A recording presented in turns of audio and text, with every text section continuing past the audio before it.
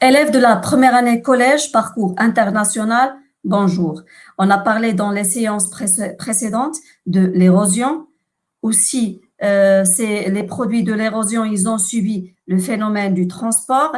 Et bien sûr, les produits issus de l'érosion, ils vont pas rester sur place, ils vont être transportés et par la suite, ils vont s'accumuler et se déposer une fois la vitesse de l'agent de transport diminue. Et là, on va parler dans cette séance de la sédimentation. Voilà, les produits de l'érosion, ils sont transportés soit par l'eau, soit par le vent et aussi par les glaciers. Et bien sûr, le transport, il va être effectué dans de très grandes distances et par la suite, ils finissent, c'est-à-dire ces produits issus de l'érosion, après du transport, ils finissent par se déposer et s'accumuler. Et là, on parle du phénomène de la sédimentation.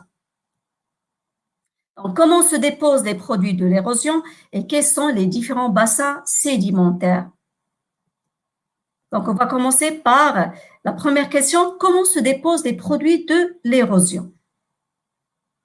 Donc, toujours, l'étude va nous amener à détailler ce diagramme de Joule-Strom.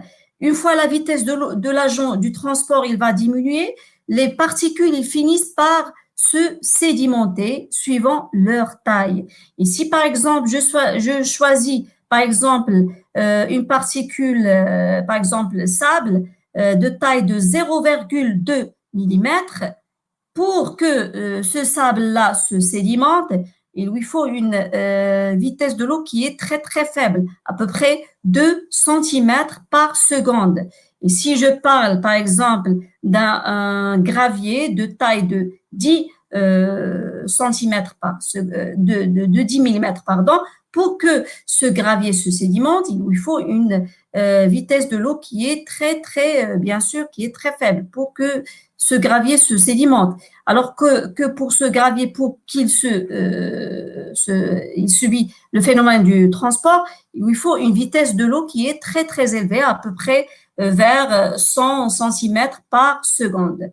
Donc, une fois la vitesse de l'agent de transport diminue, toujours les particules ils vont finir par se déposer, se sédimenter et s'accumuler. Et bien sûr, on parle là comme critère de la taille des particules ainsi que la vitesse de l'eau. Donc, les dépôts de sédiments, là, on parle soit des dépôts d'origine détritique, c'est-à-dire les éléments issus de l'érosion après du transport. Et là, on voit l'embouchure du fleuve où la vitesse de l'eau diminue et par la suite, les éléments, ils vont arriver à s'accumuler et à se sédimenter au niveau de cette zone-là, au niveau de l'embouchure du fleuve. Et là, on peut voir l'embouchure du fleuve, du Nil, qui se déverse, c'est-à-dire les éléments transportés par le Nil, ils vont se déverser, ils s'accumuler au niveau, bien sûr, de la mer Méditerranée. Toujours dans le dépôt des sédiments détritiques, l'apport fluviatile, c'est-à-dire issu d'un fleuve, ça dépend suivant la vitesse de l'eau. Donc, si la vitesse de l'eau il est faible, donc les éléments ils vont arriver à s'accumuler, ils vont se sédimenter d'une façon qui est verticale parce que la vitesse de l'eau il est faible. Mais si la vitesse de l'eau il est très élevée, moyen à très élevé, on va parler d'un granoclassement ou bien d'une sédimentation horizontale. Donc là, on parle de dépôt de sédiments au niveau des terrasses fluviatiles de la part ou bien des deux rives des fleuves. Toujours dans le cas des dépôts sédimentaires détritiques, tout au long d'un chenal, méandre par exemple, là on voit des sédiments. Une fois la vitesse de l'eau elle est faible, les particules ils vont se déposer et s'accumuler, mais une fois la vitesse de l'eau elle est très élevée, bien sûr les éléments ils vont être transportés jusqu'au un bassin sédimentaire où la vitesse de l'eau il va être très faible et par la suite ces éléments vont s'accumuler. Toujours dans le cas des dépôts des sédiments détritiques, voilà, tout au long d'un chenal, ou bien un méandre. Là, dans la zone convexe, les éléments ils vont se sédimenter. Pourquoi? Parce que la vitesse de l'eau, il dit, là, elle est faible. Alors que dans l'autre rive, la rive concave, les éléments, ils vont subir le transport. Pourquoi? Parce que là, on a une très grande vitesse de l'eau. Par contre, là, la vitesse de l'eau, elle est faible. Donc, les éléments au niveau de cette zone, ils vont s'accumuler, ils vont se sédimenter et se déposer. Dans cette zone-là, ils vont se transporter. Donc là, on a une simulation, bien une expérience, une manipulation de la sédimentation ou la boue. Donc, les éléments grossiers, ils vont se déposer au fond. Par la suite, les éléments de taille moyenne. Après, on a les éléments de faible taille, de taille qui est très, très petite, tels que le limon et l'argile. Et là, on a un schéma de ce granoclassement, de cette sédimentation verticale, c'est-à-dire les éléments qui vont s'accumuler au niveau de la base sont des éléments de grande taille.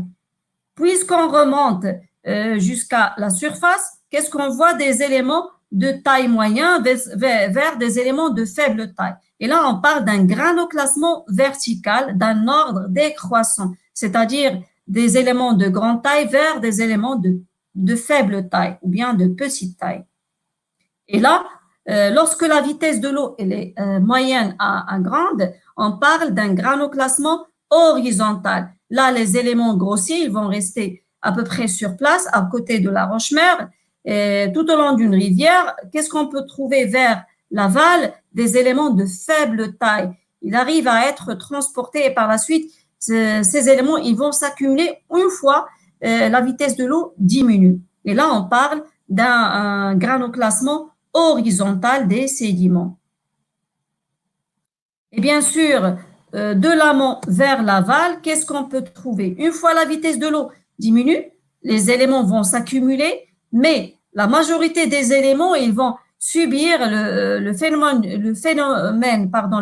du transport pour arriver jusqu'au niveau de la mer. Et là, on va parler de différentes zones au niveau de la mer. On parle du plateau continental, aussi le talus continental. On parle d'un pondage qui est très, très raide. Et par la suite, la plaine abyssale où on parle des courants de turbidité. Et là, lorsqu'on va passer vers les grands fonds, qu'est-ce qu'on va trouver? Des particules de faible taille, de petite taille, car à l'origine, ils sont des éléments grossiers. Ils ont subi une érosion après transport et par la suite, ils vont se transformer en petites particules pour arriver jusqu'au grand fond marin. Et là, qu'est-ce qu'on va trouver? Principalement de l'argile, et l'argile rouge surtout. Là, on va parler des dépôts d'origine chimique, un autre type de dépôt. Les dépôts d'origine chimique, par exemple, les évaporites, ces sédiments qui sont formés au niveau de la lagune. C'est quoi une lagune? C'est un bassin sédimentaire sous forme d'une étendue d'eau généralement peu profonde et qui est séparée par la mer par un cordon littoral. Et souvent, elle est constituée bien sûr du sable fin. Et là, qu'est-ce qu'on va trouver au niveau de cette zone-là, au niveau de ce bassin-là? Surtout pendant la période estivale, l'eau, il va s'évaporer. Et par la suite, les éléments, ils vont s'accumuler et se sédimenter. Et là, on va parler des évaporites.